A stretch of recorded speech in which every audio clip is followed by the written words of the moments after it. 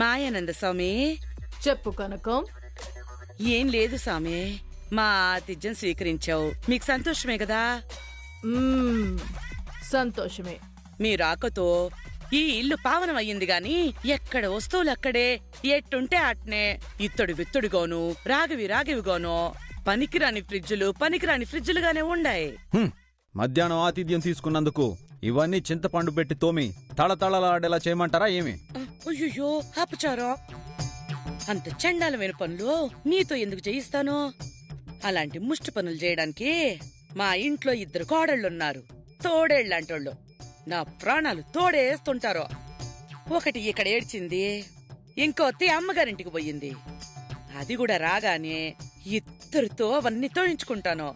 మీరు ముట్టుకుంటే పట్టిందల్లా బంగారం అయిపోయిద్ది కదా. అందుకని ఓ తూరి మా ఇంటినంతటిని ఓసారి ముట్టుకుని బంగారమయం చేసి ఈ భక్తురాల్ని సంతోషపరచండి సామి.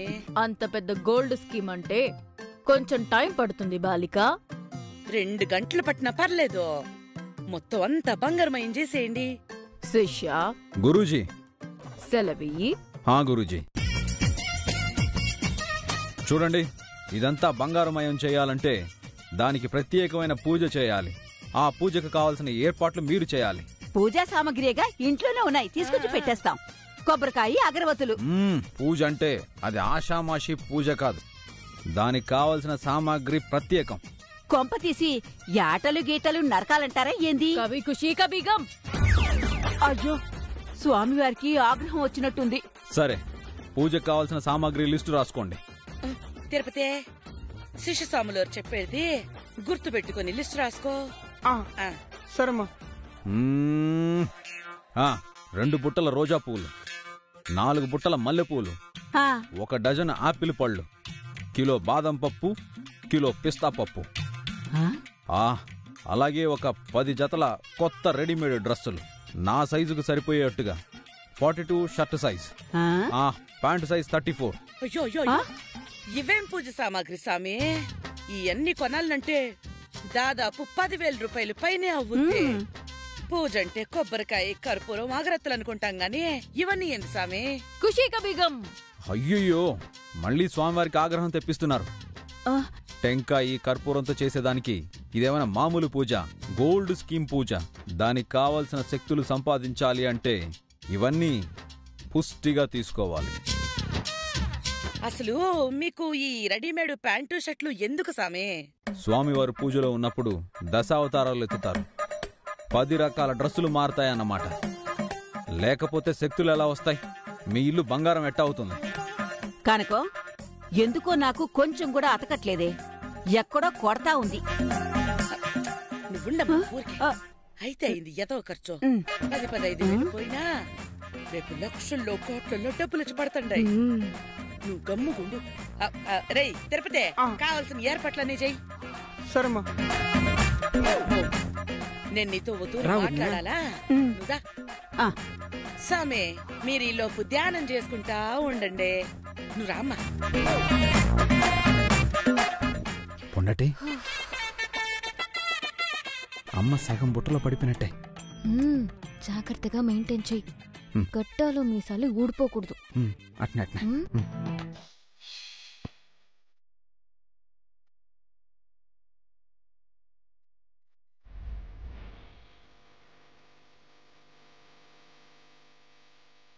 నమస్కారం. మంచిది సామే. నువ్వురా.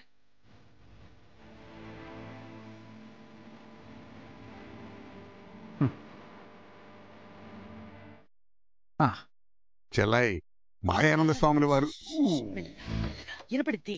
చెల్లాయ్, మాయానంద స్వాముల వారు మన ఇంటిని మొత్తాన్ని బంగారం చేయాలని పూజలు చేస్తున్నారనుకుంటా. మనం కూడా వాళ్ళు ఏమేమి మంత్రాలు చెబుతున్నారు, ఏమేమి పూజలు చేస్తున్నారు బయట నుంచి ఇందాం.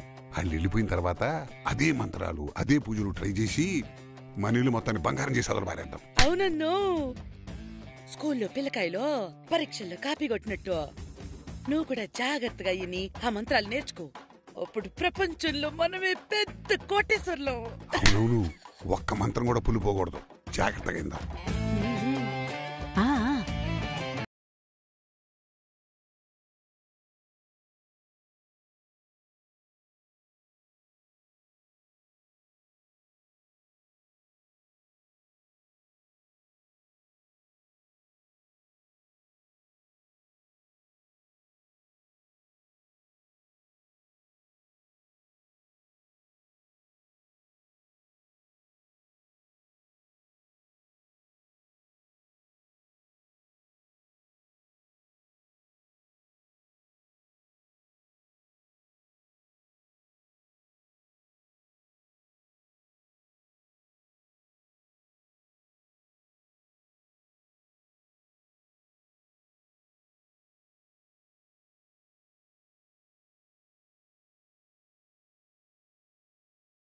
నువ్వు కాదు కూడదు అని మూడు పాటు చేయకూడదు చెప్తున్నా.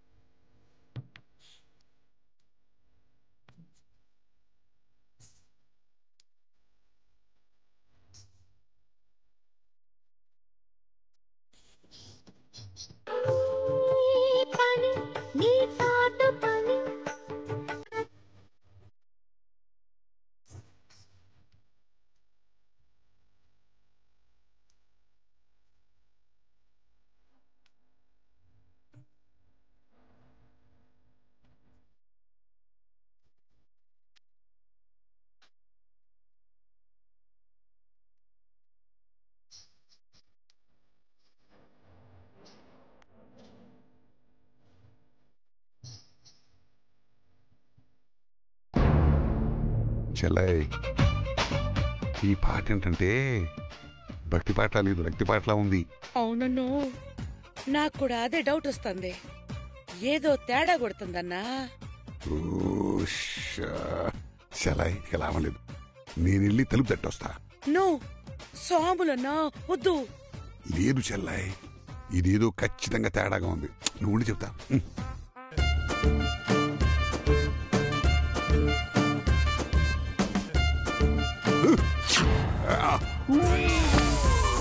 మూర్ఖపోయే కామరాం, పాట మంచి రసపట్లో రక్తి కట్టిస్తున్నప్పుడు డిస్టర్బ్ చేస్తావా మూర్ఖ? అది కాదు స్వామి, అసలేం జరుగుతోంది ఇక్కడ? శక్తులు సంపాదించడానికి పాటలు పాడుతూ ఉంటే డిస్టర్బ్ చేసింది కాకుండా ఏం జరుగుతుంది అంటావా? అది కాదు స్వామి, శక్తులు సంపాదించాలంటే భక్తి పాటలు పాడతారు గాని రక్తి పాటలు వినిపిస్తున్నాయి ఏంటా అని అసలు అర్థం కాలా. మూర్ఖ, రక్తిలో నుంచే భక్తి పుట్టుకొస్తుంది. ఆ విషయం తెలుసా? విన్నాను స్వామి. ఇది కూడా భక్తి పాటే. ఇది భక్తి పాట ఎట్ట అవుతుంది స్వామి? అన్నమయ్య సినిమా చూసావా? చూశాను స్వామి. అందులో పాటలు ఏం పాటలు? భక్తి పాటలు. మరి ఇది కూడా అన్నమయ్యలో పాటే కదా, భక్తి పాట ఎందుకు కాదంటున్నావు? లాజిక్కే స్వామి. అయితే నువ్వు మూసుకుని పో, నేను డోరు మూసుకుని మా పాటలేవో మేం పడతాం. ఏంటి స్వామి? అదే, మా పాటలేవో మేం పాడతాం.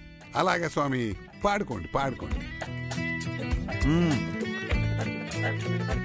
మరోసారి తలుపు తెరిచావనుకో, మేము లోపల నుండి లోపలే హిమాలయాలకి మాయమైపోతాం. వర్షం వద్దు, పాడుకోండి పాడుకోండి. మీరు ఏం పాడుకోవాలనుకున్నారో పాడుకోండి స్వామి.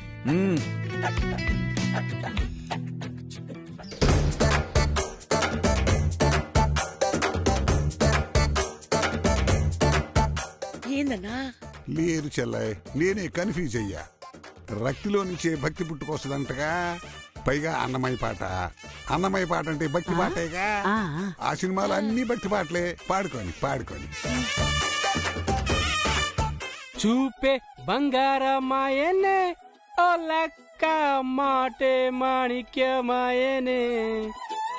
చూపే బంగారమాయనే ఓ లెక్క నవ్వే నవరత్నమాయనే. ఏందబ్బా, ఏంది అన్ని బంగారం పాటలే పెట్టుకొని డాన్స్ ఆడుతా ఉండవు? మరి బంగారం పేరు చెప్తే చాలు బుద్ధి జ్ఞానం లేకుండా ఎట్టా బోల్తా పడుతున్నారు చూడ మనుషులు. అసలు మా అవ్వ కక్కుర్తిది కాదు, పట్టిందల్లా బంగారం అవుతుందంటే పెంటను కూడా పట్టుకునే రకం. ఆపు, ఏందా మాటలు? ఏం చేసేది మరి, అంత గబ్బు మనిషి. ఇదిగో మీ అవ్వ గొప్పతనం గురించి ఎంత బాగా చెప్తుండవో. మరి ఈ ఇంటర్నెట్ అయిపోయింది. ఇంటర్నెట్ లేకపోతే మనకేమో నిద్ర పట్టి చావదు. పెద్దోడితో చెప్పి రీఛార్జ్ చేయించుకోవాలా. అసలు నాకు ఇలా చూస్తా ఉంటే చాలా ఆశ్చర్యంగా ఉండదబ్బా. దేనికి?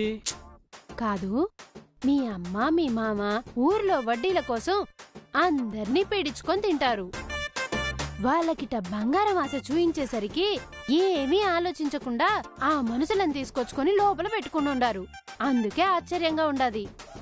ఆశ అత్యాశ అంతే. అసలు వీళ్ళు ఎంత గొర్రెలాగున్నారంటే గీతా గోవిందులు గొంతు మార్చి మాట్లాడుతూ ఉంటే అసలు గుర్తే పట్టలేదు. గీత సంగతి పక్కన పెడదాం, మీ తమ్ముణ్ణి కానీ పెంచినది కదా. చిన్నప్పటినుంచి మాట, నడత, నడవడిక అన్నీ తెలుసు కదా, అయినా గుర్తుపట్టలేదు చూడు. మావాడు అంత పర్ఫెక్ట్ యాక్టింగ్ చేసినాడు మే. అదేం కాదులే, వీళ్ళంతా గొర్రెలని చెప్పు. ఏం మరి నువ్వు అదేదో ఫ్లోలో అనేసిన. అయినా గుడ్డిగా నమ్మితే గొర్రెలనే కదా అంటాము.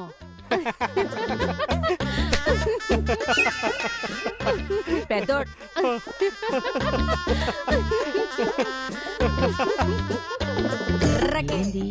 ఏంది వీళ్ళు నవ్వుకుంటున్నారు?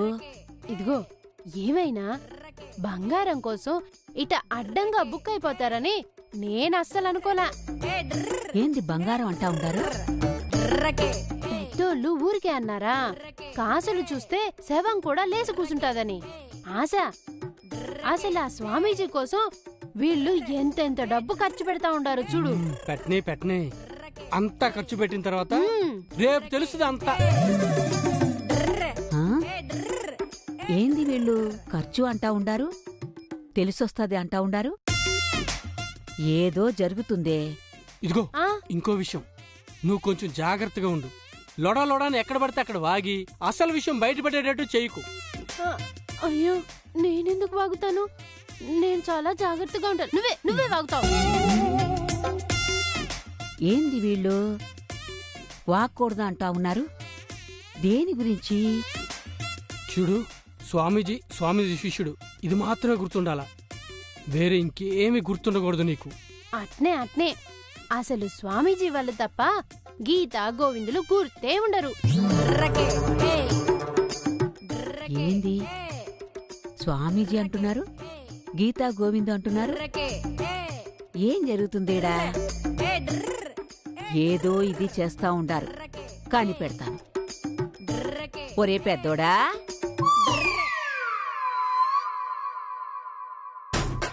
అమ్మో ముసిల్ది వస్తుంది, కొంప తీసి ఇనేసిందంటావా ఏంటి?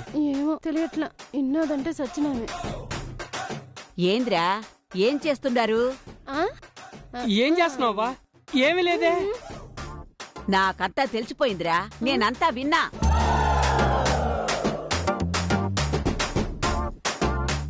ఏం విన్నావు నువ్వు? స్వామీజీ శిష్యుడు గీతా గోవిందు. గీతా గోవిందు, స్వామీజీ శిష్యుడు. ఏంది ఇట్ట ముక్కలు చెప్తుండవో? నాకేం అర్థం కాలా. నాకు అర్థం అవుతుందిరా, నిజం చెప్పండి మర్యాదగా. ఏదో దాస్తా ఉండారు, చెప్పండి. ఏమి దాచలా, ఇది ఆ స్వామీజీ దగ్గర ఇంకో కొంగురం కూడా చేయించుకుంది, అది దాచిపెట్టింది. ఇంకేం దాచలా. మాకు తెలియకుండా ఇంకో కొంగురం దాచిపెట్టావా నువ్వు? చెప్తా రేపొద్దునే మీ అత్తతో. వద్దవ్వా ప్లీజ్ అవ్వా. ఇంకా ఇది కాకుండా గీతా గోవిందం అన్నారేంది? అదా ఏమీ లేదు, ఏమీ లేదు. ఆ స్వామీజీ వాళ్ళు వెళ్ళిపోయేలోపు గీతా గోవిందాన్ని కూడా పిలిస్తే వాళ్ళు కూడా ఏదైనా కానుకలు తీసుకుంటారు కదా. ఎంతైనా వాడు నా తమ్ముడు, నా తమ్ముడు భార్య, దాని గురించే. రే, వాడు మీ తమ్ముడు పెళ్ళామనేది మర్చిపో. అది కాని ఈడికొచ్చిందంటే మొత్తం పాడైపోతుంది. ఎట్నో మన టైం బాగుంది, అది వాళ్ళ అమ్మగారింటికి పోయింది. ఇట్టాటి పిచ్చి పిచ్చి వేషాలేసి మొత్తం పాడు చేయమాక. సరే సరే, నువ్వు చెప్పినావు కదా అట్నే. సరే, నువ్వేంది ఈ టైంలో వచ్చినావు? ఇంటర్నెట్ రీఛార్జ్ అయిపోయిందిరా, రీఛార్జ్ చెయ్యి. సరే నేను చేస్తాను, నువ్వు. అట్నే నడువుకి కట్టుకునే పెద్ద పెద్ద బెల్ట్లున్నాయా నీ దగ్గర? ఉన్నాయి. ఏ ఎందుకు? 2 బెల్ట్లు ఇయ్యరా, నీకెందుకవ్వా బెల్ట్లు? రేపు ఆ స్వామీజీ పూజ చేస్తాడు కదా, అప్పుడు వడ్డానం మాదిరిగా బెల్ట్ పెట్టుకుని దాన్ని బంగారపు వడ్డానం చేయమని అడుగుతా.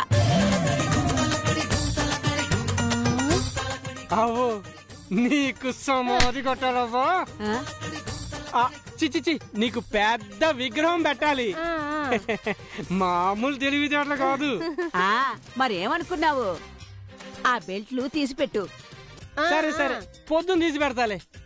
సరే, రీఛార్జ్ చేయడం మర్చిపోక. నాకు అస్సలు నిద్ర పట్టు చావదు. చేస్తాలే, నువ్వు వెళ్ళు.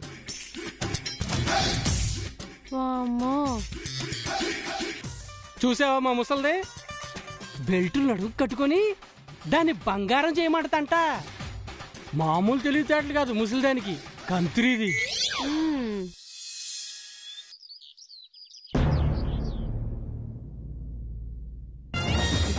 అను, ఇప్పుడు సాములోని లేపాలి, బాగా మస్కా కొట్టాలి. అసలు పొద్దున్నే సాములోరో టీ కాఫీలు తాగుతారంటావా?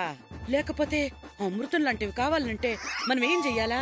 స్వామివారి మేలు కూలిపి ఆయన ఎడితే సరిపోద్ది. అట్నే పదండి.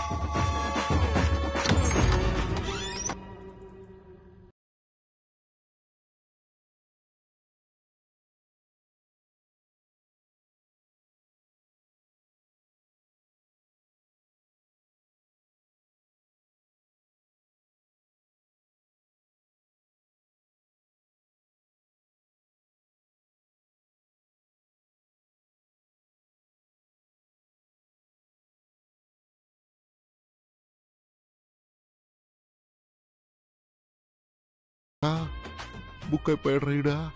ఇంత యాసం కట్టి ఇన్ని కష్టాలు పడి చివరికి బూడిదలో పోసిన పన్నీరు చేస్తున్నాడు రీడా. రేయ్, నువ్వెప్పుడు వచ్చిండావు? ఏ గదిలోంచి వస్తాండావేంద్రా? ఏం భక్తులరా, మాయానంద శిష్యుడిని పట్టుకుని అరే తురే అంటున్నారు. నువ్వు మాయానంద శిష్యుడు వేందిరా గోవిందో? అయ్యో, ఈయన మీసం గిడ్డ మర్చిపోయి అలానే వెళ్ళినట్టున్నాడు. రేయ్, అడుగుతుంటే అట్ట నోరెళ్ళ పెడతావేంద్రా?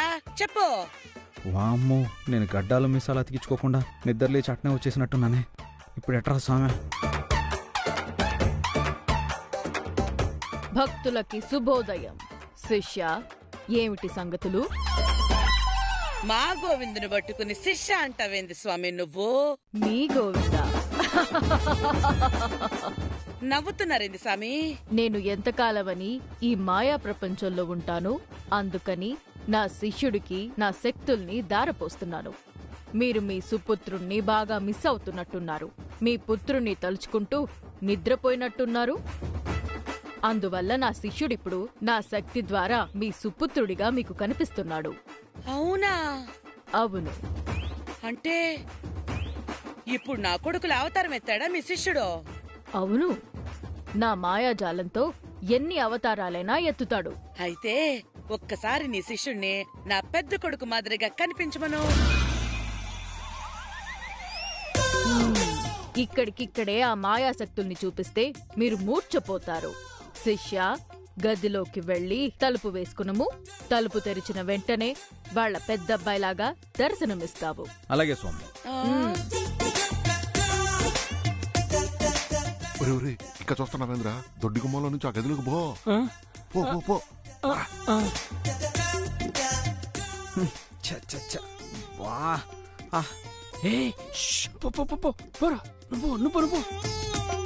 శిష్య, ఇప్పుడు నువ్వు కనకరత్నం పెద్ద అబ్బాయిలాగా మారిపోయావా?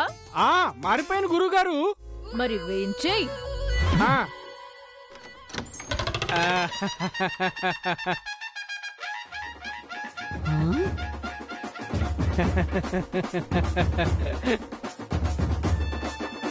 అమ్మో, ఆశ్చర్యంగా ఉండదే. నా పెద్ద కొడుకు మాదిరిగానే మారిపోయిండోడు. ఇప్పుడు నా మొగుళ్ళ మారమను. అమ్మో, ఇప్పుడు మనం వెళ్ళాలి కదా. శిష్య, వెళ్ళు. వెళ్ళి తలుపులు మూసుకొనుము. అలాగే స్వామి.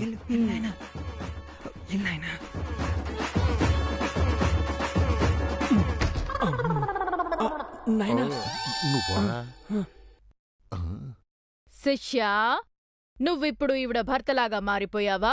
మారిపోయాను గురూజీ. మరి వేంచేయి. టట్టడాయ్. ఓం ప్రసాదం తీసుకోండి తీసుకోండి.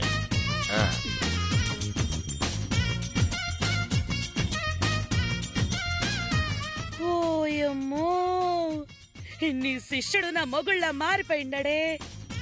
మరి మాయాజాలం అంటే అలాగే ఉంటుంది. స్వామి స్వామి, ఒక్కసారి మీ శిష్యుణ్ణి నాలాగా కూడా మారమని చెప్పరా? నాకు నేను ఎలా ఉంటాను చూసుకుంటే బాగుంటది. నీ ముష్టి మొహంతో నా శిష్యుడు వేరే అవతారం ఎత్తాలా? అద్దం చూసుకొనము చాలు.